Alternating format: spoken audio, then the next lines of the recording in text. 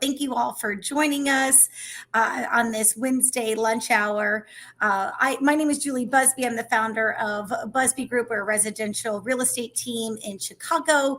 I'm here with Anna Rodney, the founder of Chicago Family Doulas. So hi, everyone. We are both super excited to be here and share this content with you all and tips on getting your home and your body ready for your growing family. Anna and I actually have met earlier this year and have done a few events together. And it's just such a great partnership as we both love to get back to the community. So thank you again for tuning in. And I will pull up our presentation so we can jump in. And before we even, here, let's see if this will share. There we go. Before we actually go into the content, I thought the first thing would be good to just tell a little bit about ourselves for those of you who are tuning in and may not know either of us. So Anna, I'll let you go first. All right. Awesome. Well, thanks everyone for joining. I know sometimes this is coveted time. I opened Chicago Family Doulas over a decade ago, and we support families all over the Chicagoland area. I also create tons of amazing classes, and I do that through another little business I created called Birth and Baby University. So teaching families, speaking with families, connecting with families, like making sure that things go as smoothly as possible for them during this time has been literally what I've lived for the past, honestly, almost 14 years now since I had my first daughter. That was a life-changing event for me. And I realized, wow, there's so many things I wish I would have known and I didn't know. And I'm super excited to get to do this work because I know it's so important and so life-changing. Absolutely. Thank you. I'm so happy you have. You've grown such a wonderful organization to help so many Chicago families. So that's great. My name is Julie Busby, and I've been in real estate for over 20 years, sadly to admit that. We are a top 1% Chicago team. But what's really important to you all to know is that I'm a mom. Half of our team is all moms. So we are very focused on expecting families and, making a good investment for you all as a family and the wise decisions for a family. And we also love to do a lot similar. We like to provide resources, free content, and webinars and information for the general public in Chicago. So events like these are just dear to our heart because we love helping out the Chicago community. So today's presentation is 10 tips for optimizing your body and home for your growing family. So why don't I move on? And so Anna will do the first 5 and then I'll do the last 5. So Anna, as you're going, as you're ready for me to turn the page, just let me know. Okay, absolutely. Yep. I'm always, my background's in education. So I have always pushed gather information, get as much information as you can from classes and books, and always reach up for that.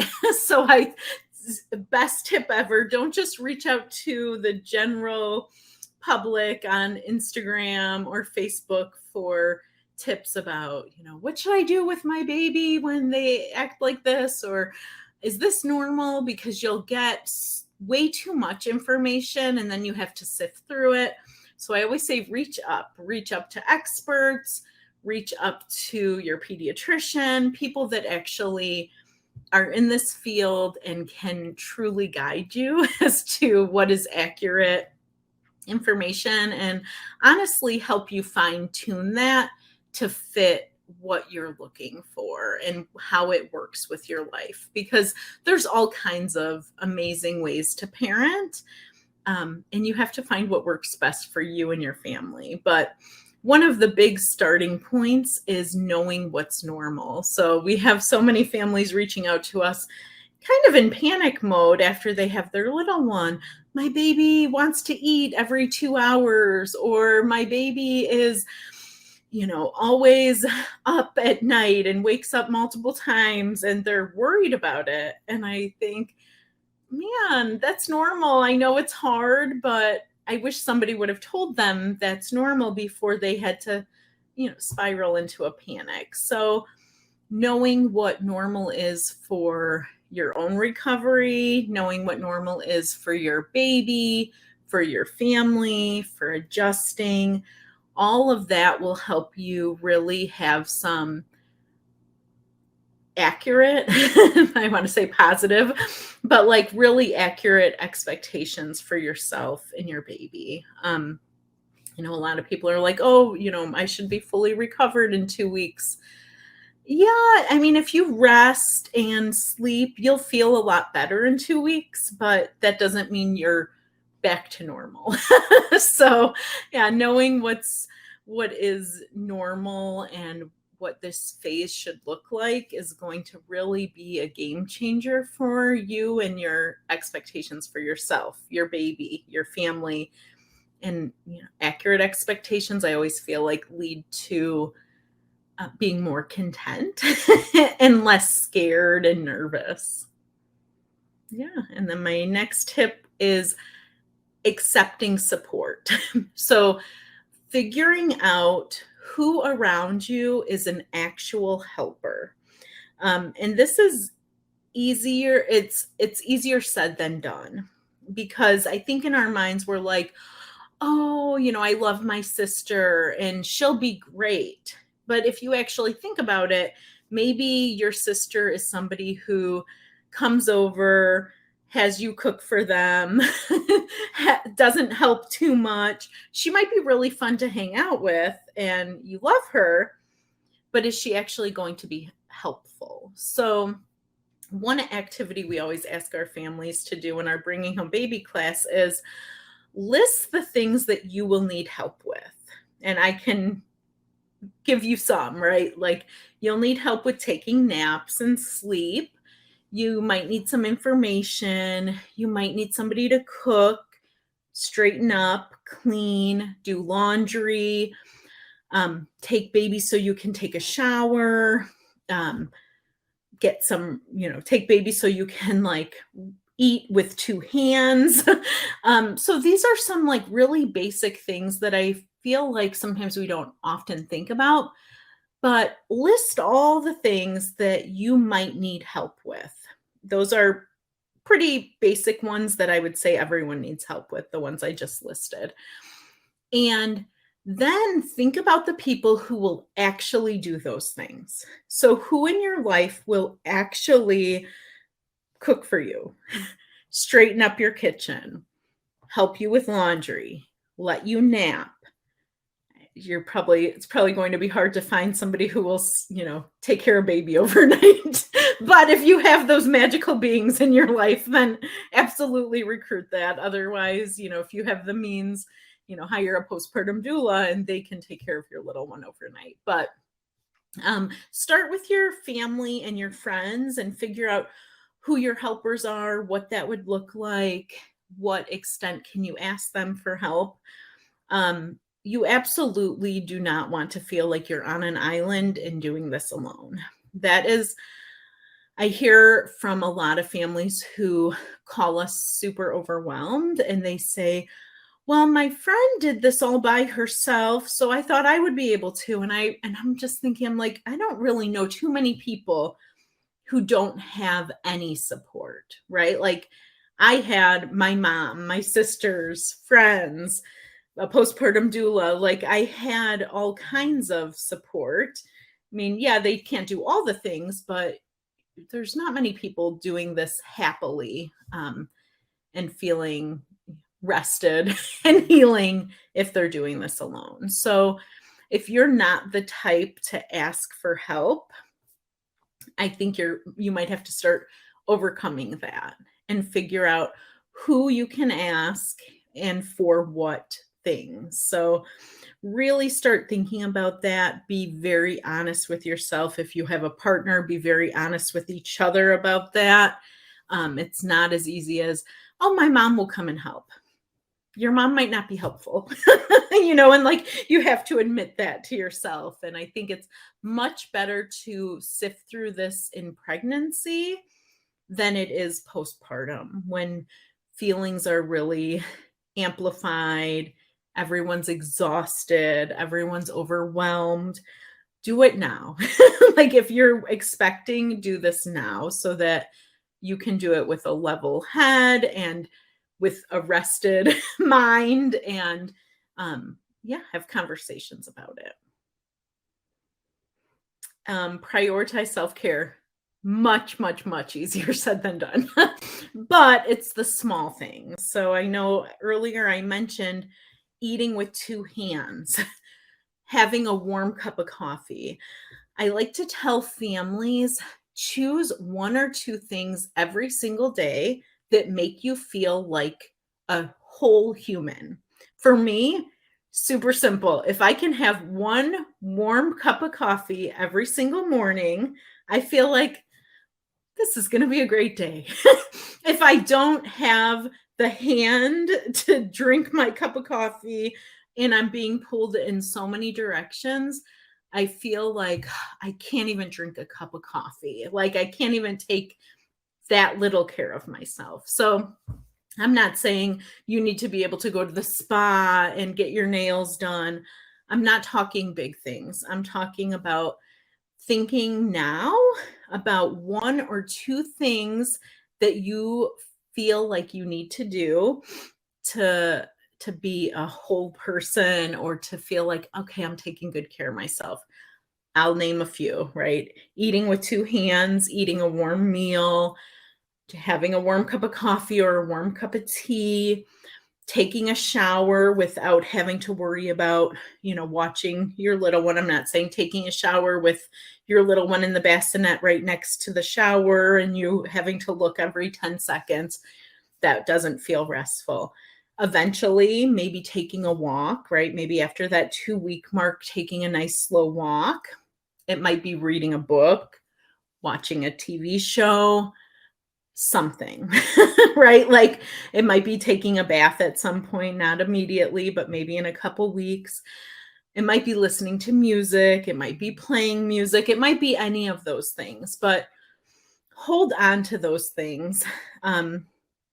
Because what we set up for ourselves in pregnancy and immediately postpartum become habits. And I wish I would have had somebody tell me this, because I'm 14 years into motherhood and I'm learning these things still, right? Like I'm still trying to create boundaries, and maybe it's just moms in general do this anyways, but I think it's really important to set the stage that like you're still important, that you're still a whole human being that has needs and deserves some time. Focus on nutrition and hydration. Now, this is when I think about helpers, these are very important things that a helper should be doing for you, right? Filling your water bottle, making sure that you're eating nutritious food, making sure that you're eating frequently enough and that you're staying hydrated. I know it seems basic, but honestly, it's very, very important. It will make a huge impact on your recovery. So making sure that, and then if you are planning on nursing, it also makes a huge impact on your nursing journey. So making sure that you're drinking about at least half of your body weight in ounces. But if you're nursing, it might even be more than that, right? Your body gives to your milk before it gives to you. So you really don't want to deplete yourself. But still, I mean, obviously in pregnancy, I think they're recommending between 80 and 120 grams of protein a day. If you're nursing, you still are at that high protein, super nutritious level. So, make sure that you take good care of yourself, eat breakfast. It feels like you're too busy to do that. And so you'll have to find ways to incorporate this. I always say, like, make snacks and keep them in your fridge. Cut up, have one of your helpers cut up a ton of fruits and vegetables so that you might not have two hands to do that for lunch, but you can easily walk to the fridge and take out a bag of peppers and cucumbers that have been cut up for you and eat those. Or a snack container that has peanut butter and apples in it. Like, let your helpers prepare simple, one-handed snack items for you so that you can still eat in a nutritious way. Sandwiches, all of those little things do make a big difference. And then we always talk about, like, postpartum doulas like to set up like a snack station. So, like, if you always are sitting in this, like, a reclining chair in the living room, well, sit in that reclining chair and then make sure you always have a bottle of water and maybe like a little snack bin next to you. You might find yourself trapped there. If your baby falls asleep and you're afraid to get up, you might find yourself trapped there. And if nobody's home, you will get thirsty, you will get hungry. So all the places that you end up like sitting and feeding your baby or holding your baby, those are great places to just keep an extra bottle of water and like a little snack basket, that nuts, fruit, dried fruit, things that don't go bad or don't need to be refrigerated. And the last tip from me is trust your intuition. And, I'm sure you've heard other parents talk about this, but it's really funny how much advice people start loving to give you when you're pregnant and when you're after you have a baby. Oh, you need to do this, and oh, you need to do this. So you're surrounded by like, other parent experts and just experts, right? Like people like me that want to share all our tips and tricks with you, your doctor, your pediatrician, a lactation consultant. Everyone is giving you advice. Some of it is more research-based than, other advice that you'll receive. But you still have, I believe strongly that like, we have this feeling of like, I don't want to do it that way, or I really do want to do it this way. Let me figure out how we can make this work. Our babies are an extension of ourselves. I say this in a joking way, but like we're raising people that we like to be around and that match who we are, right? So like me and my sister are polar opposites. I'm pretty mellow. I'm pretty chill. My kids are super mellow, super chill for the most part. Her kids are super hyper and, moving 1,000 miles a minute. And just like her, she raised her children to be like her because those are people that she likes to be around. And then I raised my kids to be more like me. And those are people that I'm like, oh yeah, these are easy people for me to be around.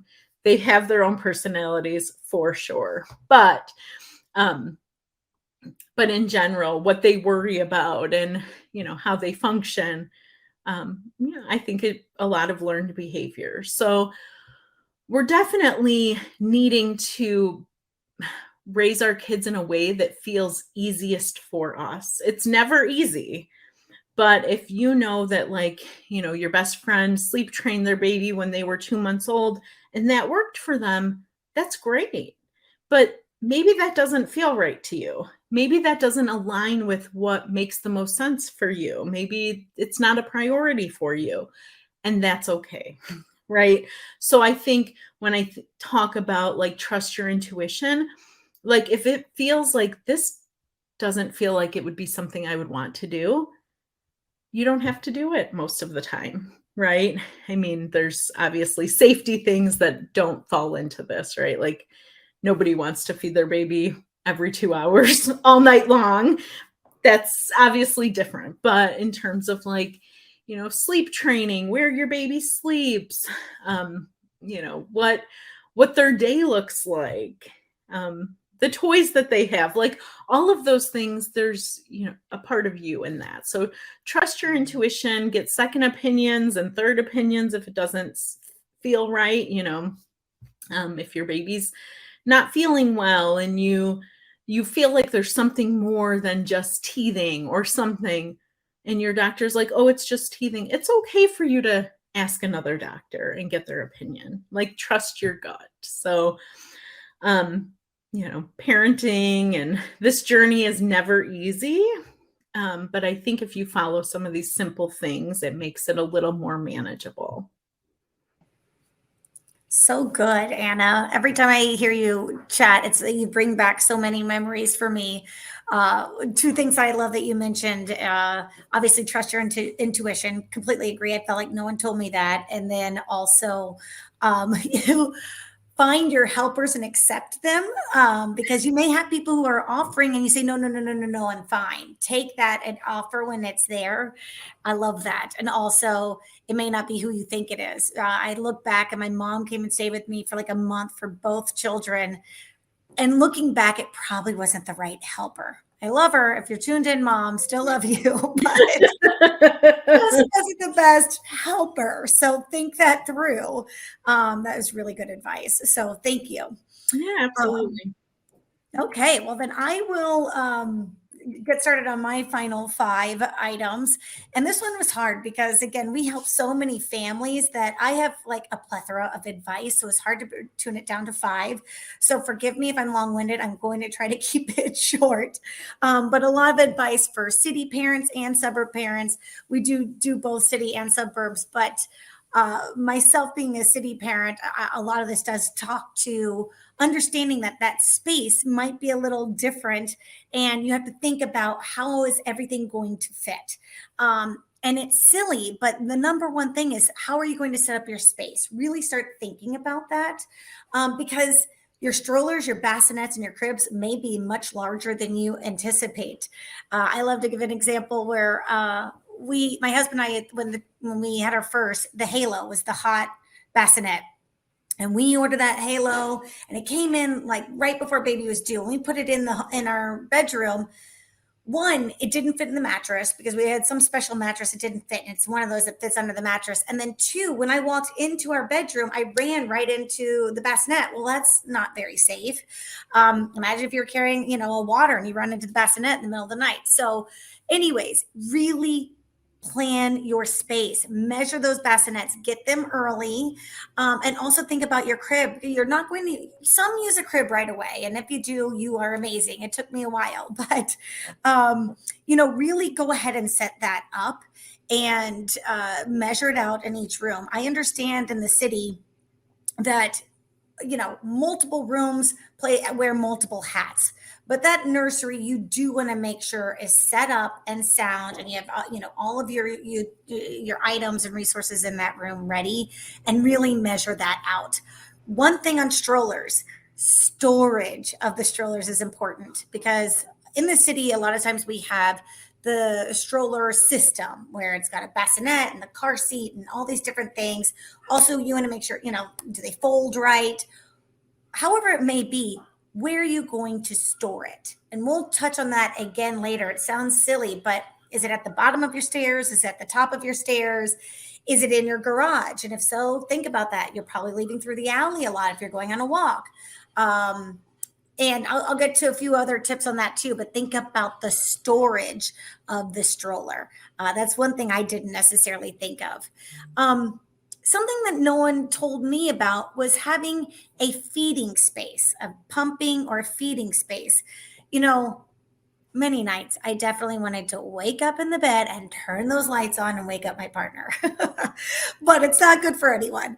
It's not good for any relationship, and if you want help the next day. So I quickly learned I needed to have my own space to do that, and where you feel comfortable. And I think you touched on it. It can be stressful. If you're breastfeeding, even if you're doing formula, it's all stressful. Feeding, especially every 2 hours, is stressful. So have a space in your home where you feel comfortable. Some say it's on their couch. Okay, great. If it's on your couch, make sure you have storage space in your home for those items, for the pumping items. It's a lot of items. For the formula, having it ready and easy in the middle of the night will make it less cumbersome and stressful.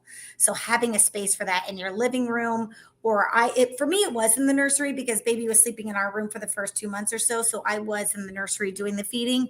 But in the nursery, I made sure I was comfortable. I had some space. I had a special chair. I even had a little TV in there. So make it comfortable for you too. Bathing, looking for where you're going to do bath time for baby is important. Some places in Chicago do not have bathtubs, so think that through. Yes, you can do the sink. Yes, you can do the tubs that you get at the stores, but that's only for so long. Now, let's say you do have a bathtub. We also have to think Chicago has a lot of vintage properties. You may have a small, tight bathroom. So you need to think where are all the supplies going. There's a lot of bathroom supplies. So think about where you're going to store that. And then if you have a toddler at home as well, think about that because you may be having toddler at bath time the same time because you're at home with both of them. And then you've got the baby in the front and the baby bath. So just really think through how you might fit in that in your bathroom.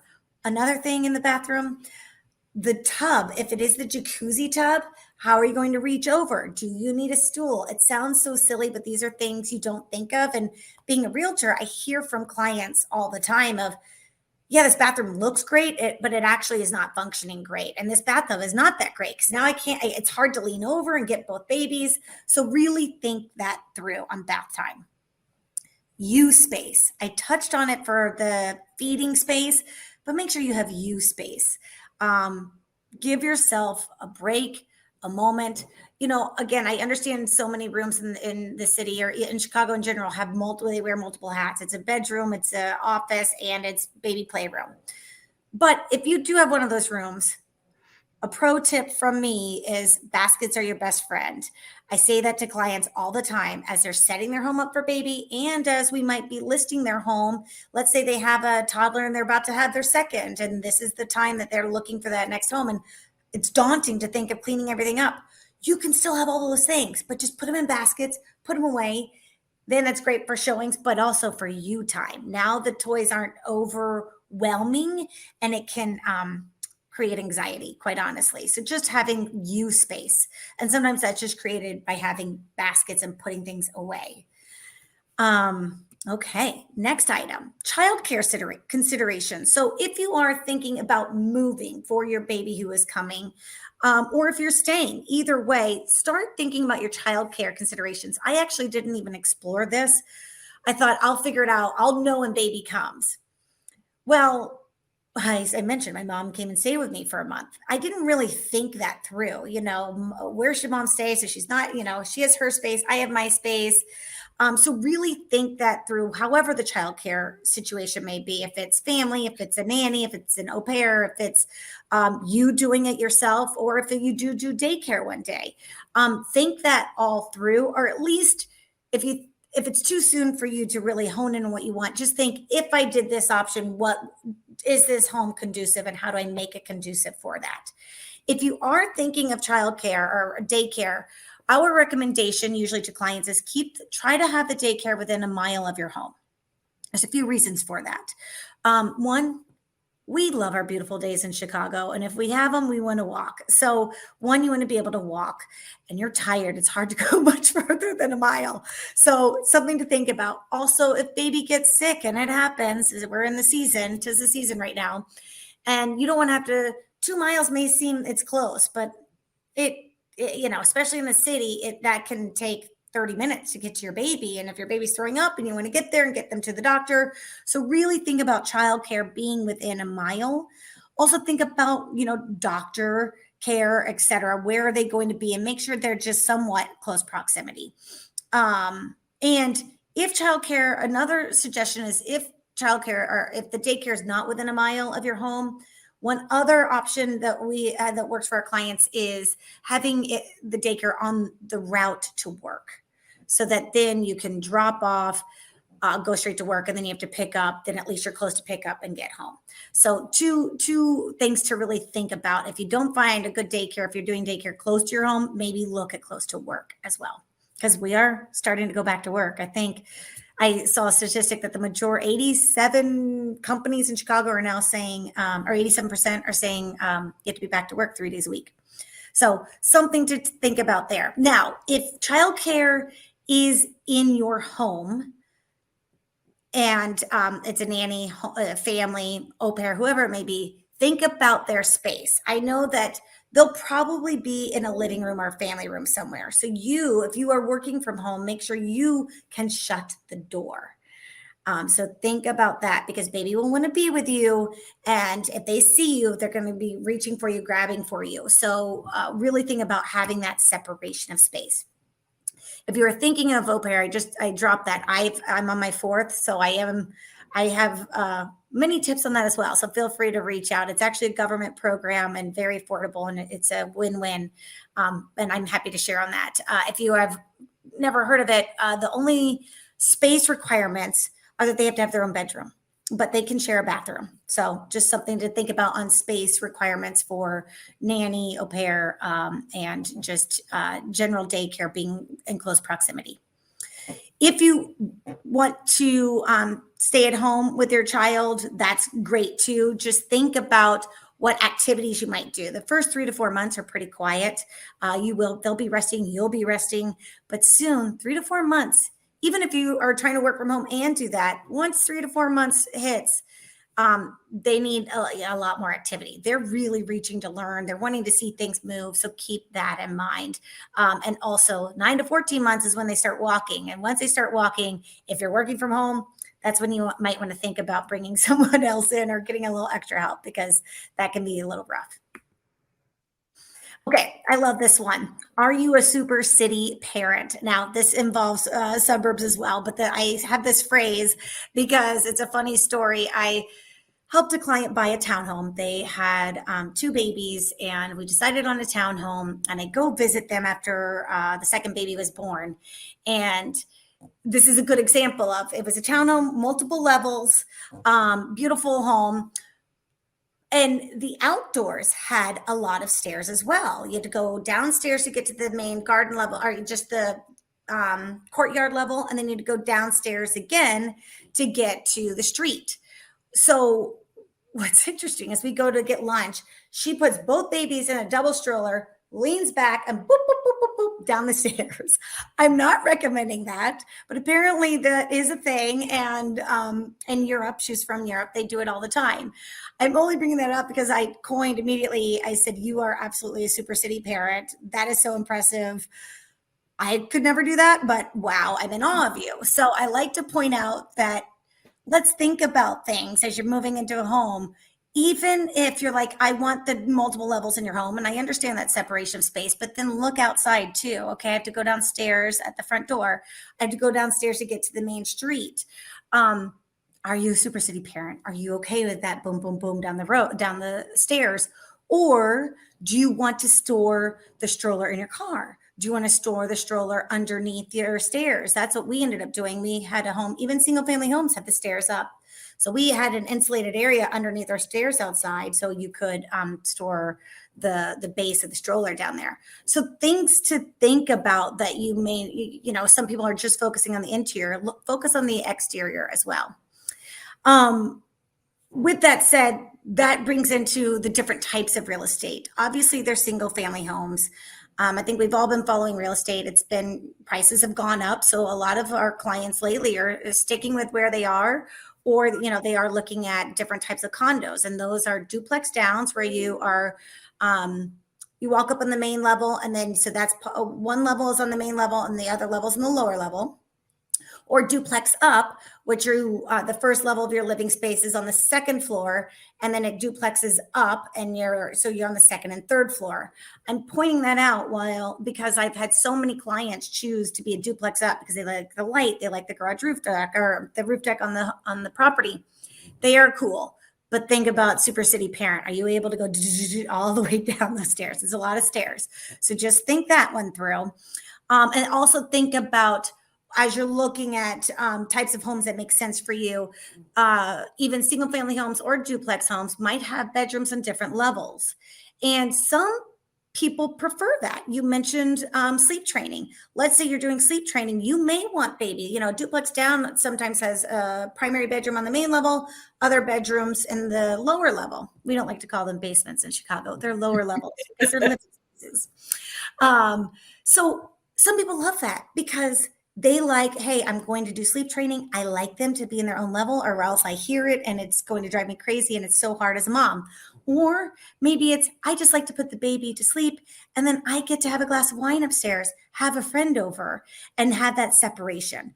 But some parents say, no, I want to be on the same level. I need to walk right down. I need to be able to feed very quickly, check on them, etc. So just think what kind of parent you are. Are you a super city parent, or do you need some more built-in, different definitions of what your home is?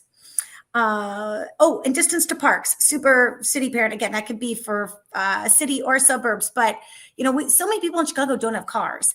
And I've seen a lot of parents get on that bus line with going to doctors, going to daycare, whatever it may be. So plan that in advance too. If you don't have a car, think about your distance to things for transportation, and then also making sure you have parks and activities close by. Okay, so baby proofing.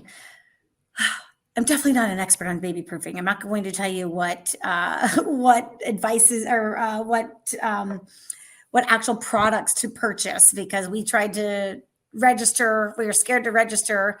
And when we went to go register, finally, we walked in and we had the nerve to go register. And we said, let's start with safety. And we started registering for the little outlet safety items. And a man walked over to us and said, I'm sorry, guys, but that has been discontinued and is a major safety issue. And we're like, that's it. My husband literally said, that's it. We're out. So I'm not going to be an expert on this, on actual, items to purchase, but I will give you some advice getting your home baby proofed. So think about what type of parent you are too. Some people want everything done. And even before they move in or before baby comes home, everything's done. And I'm talking plexiglass on the stairs, plexiglass in front of the fireplace. It comes with Velcro, all this, sharp edges, everything tidied up. I have a company who can do that. If you are that type of parent, let me know. And we have an amazing company who will come baby proof your home at whatever level you want. But some parents are, hey, I like, it's more like the French or European style. If I'm not doing the baby gates, that's fine, but still take a walk through your home. Look for sharp edges.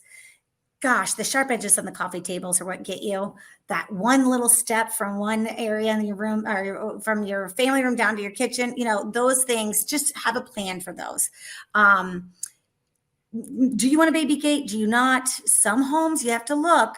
Some homes in Chicago are not convenient for baby gates. So you need to think that through if you're looking for a new home, of where a baby gate actually might go. Baby proofing involves other things like sound resistance. So how do you feel about noise in the baby room? There's such a place called Soundproof Chicago, and they will actually put soundproofing on the windows. You may want to look into that. Also, do you want them to hear sirens? Maybe you want them in that lower level because it's a little, quieter in the lower level. So maybe you like the duplex out because you're further away from the noise. Different things to think about that. Noise preparation and doing a test there. Also, temperature as baby proofing. Ecobee and Nest will actually have a sensor that you can put into the nursery or where a baby is sleeping and set the temperature to that room. Because without fail, Chicago, we're hot, we're cold. Some rooms are hot, some rooms are cold. So you may set your thermostat to 30 or 70, but the baby's room may be 62. So really, I like those sensors. It is, let's call it, if you have to upgrade to the Ecobee or the Nest system, that's probably $400. There's a rebate that they do. But get those sensors as well and put that sensor in the room, and then you can set the thermostat to that specific room. So then you have peace of mind with the temperature in there.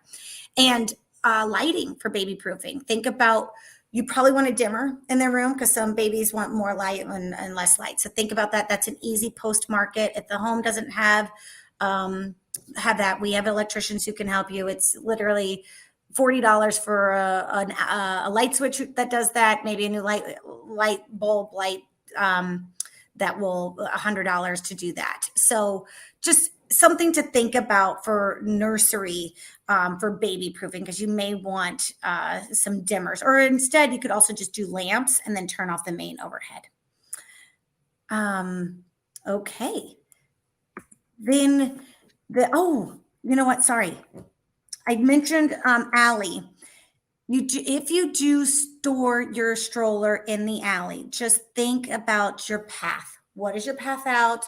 How do you get out with that stroller? Is it far down the alley? The reason I'm saying that is actually for another reason than you might think, but shoveling. The alleys don't shovel, and that could be slippery and wet and icy. So think that through if you are planning to put the stroller in the alley. And on that note, shoveling, if you live in a condo building, a townhome community, ask your association what their plan is for shoveling, because without fail, the baby might be out there one day and slip. You can slip. I slipped when I was pregnant, 8 months pregnant, slipped right down Chicago stairs. So it was too icy. So, have a shoveling plan in place. In Chicago, we're coming up on that time. You really need to think about that as baby proofing. All right. And last but not least is schools. So yes, if you're expecting, this is early for schools, but some people think I'm buying this home and I'm staying here forever, which is great. As you are looking at that, my favorite thing and advice to tell parents in Chicago is that you have choices. You may think I have to go to this specific community school or, public school. That's great. It may end up that school may not be the proper fit for your child, though. Once you're there, you never know. And what's so unique to Chicago, I think we're the only city in the country who does this, that if your community school is not for you, you can actually go to another public school. There's ways that you can rank them on by 15 and for selective enrollment, or also for lottery. There's a lot of ins and outs of it, but it's very fortunate that we are in a city that allows that and has that. So keep that in mind, that you have choices. Even if you end up not being able to buy in some school that you wanted to, you don't have to go to that neighborhood school. You can go to another one. And with that, sometimes you might be looking at a property and think, these look like the exact same home. Why is this one $100,000 more than this one? Well, our boundaries in Chicago, the schools go like this. So it may be one's in one school and one's in another, and it does make a difference in resale. So while you may not go to that community school, you might already have a plan to go to private or to, be in one of these selective enrollments or lotteries.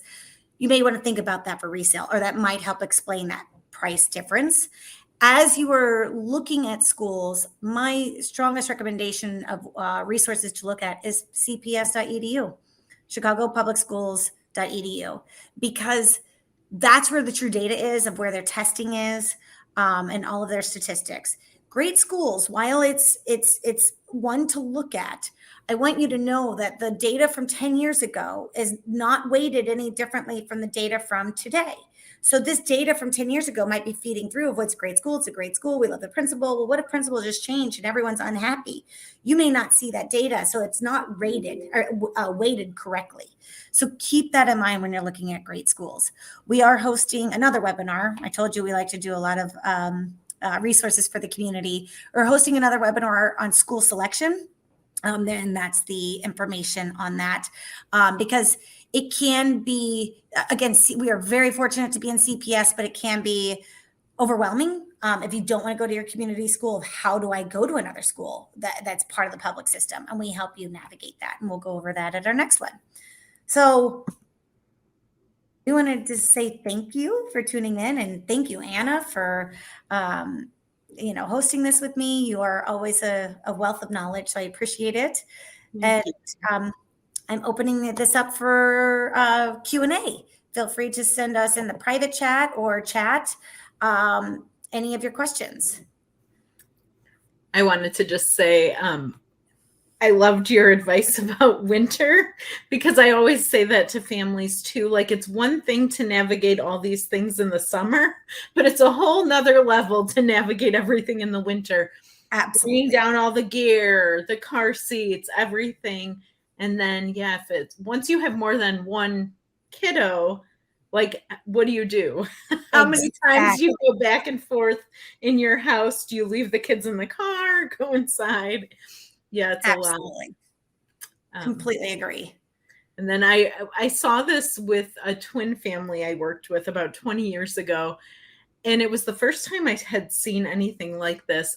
But they made they had this huge living room, and they just put a huge gate around the entire living room. And Yes. instead of doing all the crazy baby proofing, that was just the area the kids played in. They brought the toys in there.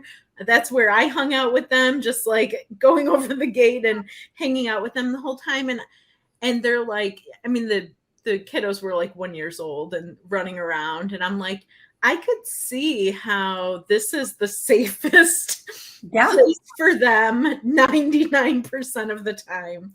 So yeah, even an area that you could just be like, this is the kid area. It's safe. It's, they can't escape. Yes, funny enough, we did that. I remember my husband coming home one day and had so many baby gates. I'm like, what are we doing with this? And he created this whole barricade in the lower level. We had, I mean, it was, yeah, the whole family room down there was just kid play. It was great. I mean, it was. They were very safe, so you could run to the restroom, you know, and know that they'd be okay. Yeah, absolutely. Oh, I do see Or a question in here. are you too? It's under like the chat. It says, when do you start looking into hiring a doula? Are there wait lists? Most of my friends are moving between baby 1 and 2. What's the best timing for moving before second baby is born? Okay, great questions. If you're expecting, then you can start looking to hire a doula. There are not wait lists, at least not in my in Chicago Family Doulas. We have almost 200 doulas on our team, so we are great at matching families with different doulas. So we have a process where we talk with the family over the phone. We like to spend about an hour just gathering info. Then we take that info and look to our team and think, okay, who would be the best match for them? And then we set up the meeting so that you get to meet them. And yes, there are different certifications.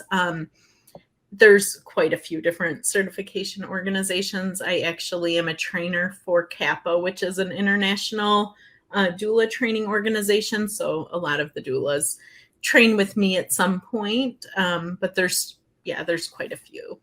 And yeah, I would say anytime, a lot of families hire birth doulas anytime between like 12 weeks and 30 weeks, but really, even if they're beyond that, they can absolutely still hire a birth doula.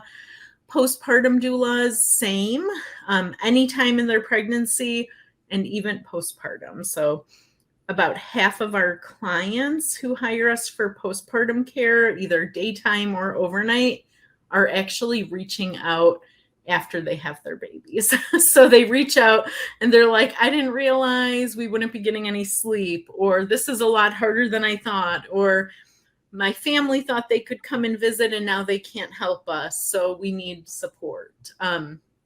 So that's pretty all over the place, but absolutely just email us and we'll set up a time for you to chat with one of our family coordinators and we could get anything set up for you.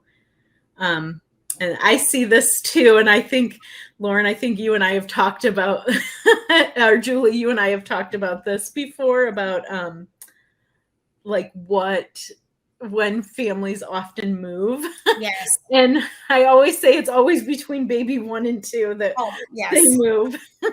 Yes, we see it too. I mean, sometimes it's before baby 1, but like 80% of the time it's between baby number 1 and baby number 2.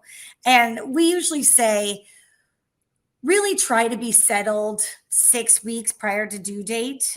So that might be closing 2 months before due date, because second baby, I know they say, you'll know better than I do, Anna, but some say first baby comes a little late, second baby might come a little early. So we like to give about a 2 month buffer of, well, what if baby comes a little early? You also need to set it up, with all those recommendations I talked about for setting it up. So, about 2 months prior to due date is usually what we recommend.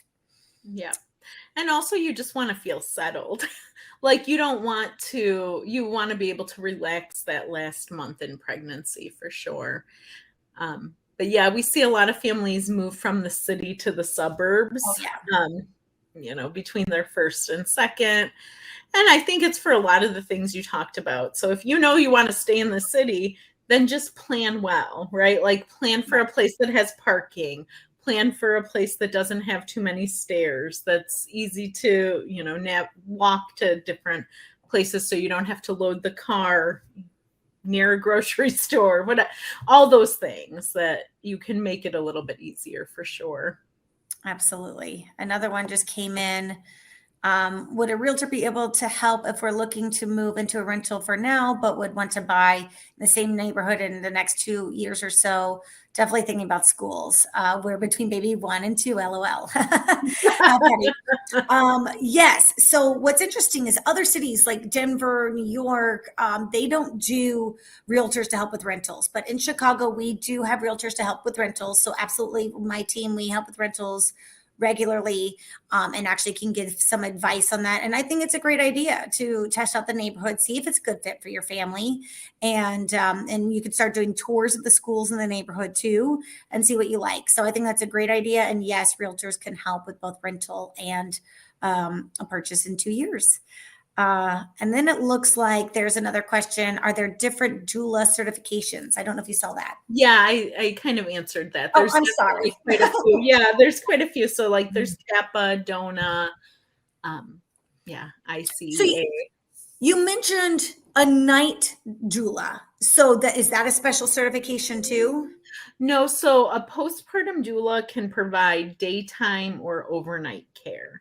Oh, okay. So, yeah, so it's the same certification. It's honestly just kind of what the doula prefers. So some families have live-in support. Some families have 7 nights a week or 5 nights a week or 2 nights a week. Like we're super, super flexible. So I always say families just tell us what they're looking for and we match them with someone on our team who would be a good fit and who would provide that.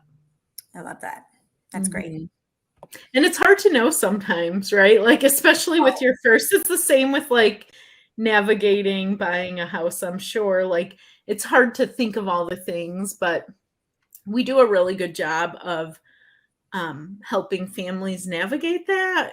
Some of the questions I ask, like, if somebody wants to book us for 7 days a week, but they plan on having tons of family come in and help, I ask them, like, why are you thinking you need all this daytime help? Is your mom going to be helpful? Is your sister going to be helpful? Maybe you'd prefer overnight help because no one wants to help with overnights in your family, I'm sure. So we really kind of, we help families navigate it because it is new. It's a whole new thing that they're learning about and they don't know what their baby will be like. So we're super flexible and aim to be very, very helpful. That's why we do like an hour-long call with everyone, because we want to know those things. I don't want somebody to book 7 days a week when they probably need 2 days a week. I don't want somebody to overbook and then feel, overwhelmed with too many people at their home. So yeah, we're super, super thoughtful about that for sure. That's great. Okay, that's it. Does anybody else have any other questions?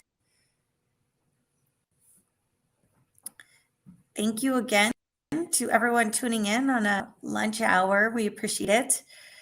And we will be sending out an email afterwards. We did video this, so we can send you the video, and we'll both be available for any questions that you might have down the road as well. Absolutely. Well, thank you so much. This was so nice talking with you and sharing. Absolutely. Well, have a good afternoon, everyone. And we are here to help in any way. Talk soon. Thank you. Thanks.